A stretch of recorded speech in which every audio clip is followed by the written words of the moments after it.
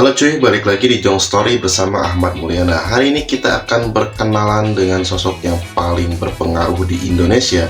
Siapa lagi kalau bukan Bapak Luhut Binsar Panjaitan, menteri dari segala menteri cuy. Mari kita berkenalan di episode Luhut Binsar Panjaitan. Kisah ini dimulai pada 28 September 1947 di Simargala, sebuah dusun di Toba Samosir, Provinsi Sumatera Utara. Bapak Luhut Binsar Panjaitan terlahir dari keluarga yang sederhana.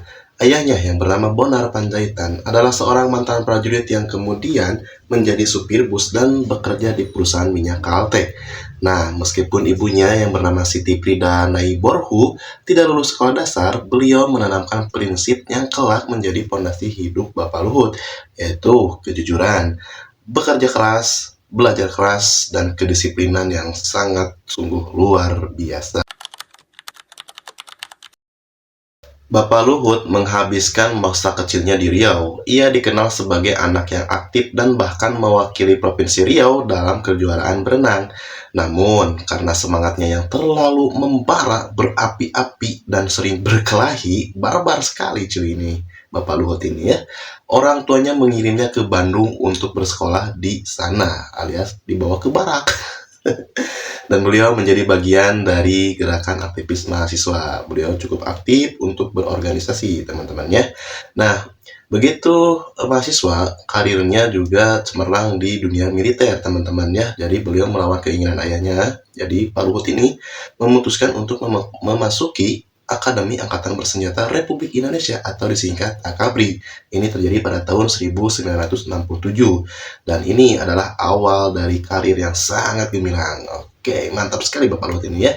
Dan pada tahun 1970 beliau lulus sebagai lulusan terbaik dari Matra Darat dan menerima penghargaan prestisius Adi Makayasa. Nah, Bapak Luhut ini sebagai prajurit komando yang berprestasi, ia menjadi bagian dari pasukan elit Kopasanda. Ini adalah cikal bakal dari Kopassus, teman-teman ya. Jadi angkatan pertama tuh Bapak Luhut cuy ya. Sambil ini sebelah ya. Nah, beliau pun tetap menjadi lulusan terbaik serta mengambil kursus spesialis. Salah satu pencapaian paling penting adalah menjadi komandan pertama dari Datasemen 81 atau Gultor 81. Gila, keren banget ya. Ini merupakan unit anti teror yang cukup legendaris atau yang legendaris. Dan beliau juga diakui sebagai komandan Korem terbaik se-Indonesia pada tahun 1995. Beliau pensiun dari militer pada tahun 1999 dengan pangkat Letnan Jenderal dan kemudian menerima pangkat kehormatan Jenderal penuh. Nah, di situ kita akan transisi ke politik serta pemerintahan di Indonesia bersama Bapak Luhut Binsar Panjaitan. Setelah berkarir di militer, beliau ini beralih ke dunia sipil. Beliau menjabat sebagai duta besar Republik Indonesia untuk Singapura.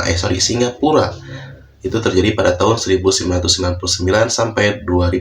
Kemudian beliau menjadi Menteri Perindustrian serta Perdagangan pada tahun 2000 sampai 2001. Setelah masa pemerintahan Presiden Gus Dur, Luhut Binsar Panjaitan fokus pada dunia bisnis dan sosial, mendirikan perusahaan bernama PT Toba Sejahtera Group serta yayasan pendidikan dan yayasan yang lain-lainnya, teman-teman. Sekarang kita beralih ke era Jokowi, teman-teman ya. Ini sebutannya Menteri Segala Urusan. Babak paling fenomenal dari kisah Luhut terjadi sejak beliau bergabung dengan Kabinet Kerja Presiden Joko Widodo. Nah, beliau ini dipercaya sebagai Kepala Staf Kepresidenan Republik Indonesia pada tahun 2014 sampai dengan 2015. Sejak saat itu, beliau tidak pernah absen dari yang namanya posisi penting. Menteri Koordinator Bidang Politik, Hukum, dan Keamanan Menko Polhukam 2015 sampai 2016. Menteri Koordinator Bidang Kemaritiman Menko Maritim 2016 sampai 2019. Menteri Koordinator Bidang Kemaritiman dan Investasi Menko Marves pada tahun 2019 sampai 2024. Nah, perannya sebagai Menko Marves yaitu meliputi koordinasi percepatan investasi, hilirisasi pembangunan infrastruktur, dan tata kelola kelautan. Beliau juga menjadi figur kunci yang sangat sentral dalam penanganan krisis, termasuk ketika ditunjuk sebagai koordinator pemberlakuan pembatasan kegiatan masyarakat atau PPKM pada saat COVID-19 di daerah Jawa dan Bali. Nah, maka dari itu, peran ini membuatnya dijuluki sebagai menteri yang serba bisa atau menteri segala urusan, karena kemampuannya mengurus berbagai sektor. Begitu kisah dari Luhut Binsar Panjaitan. Nah, setelah di era Bapak Jokowi, jabatan terkini setelah berakhirnya masa Kabinet Indonesia Maju, Bapak Luhut Binsar Panjaitan kembali mendapatkan belief atau kepercayaan. Nah, beliau ini dalam pemerintahan Presiden Prabowo Subianto atau Kabinet Merah Putih, ia diangkat sebagai Ketua Dewan Ekonomi Nasional, sebuah lembaga yang new atau baru yang bertugas memberikan saran dan rekomendasi untuk percepatan program prioritas ekonomi.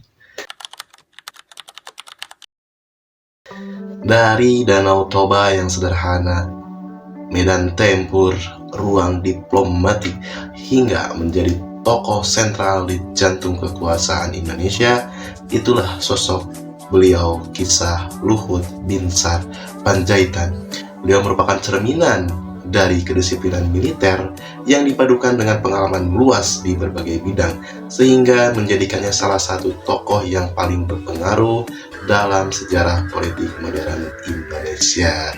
Jadi itu dia Luhut Binsar Panjaitan di episode Mari Berkenalan.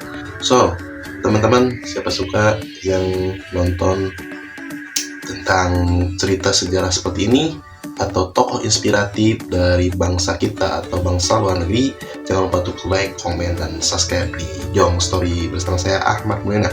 Terima kasih yang sudah menyaksikan. Itu dia kisah sekilas Bapak Luhut Panjaitan. Terima kasih. Wassalamualaikum warahmatullahi wabarakatuh. Bye-bye.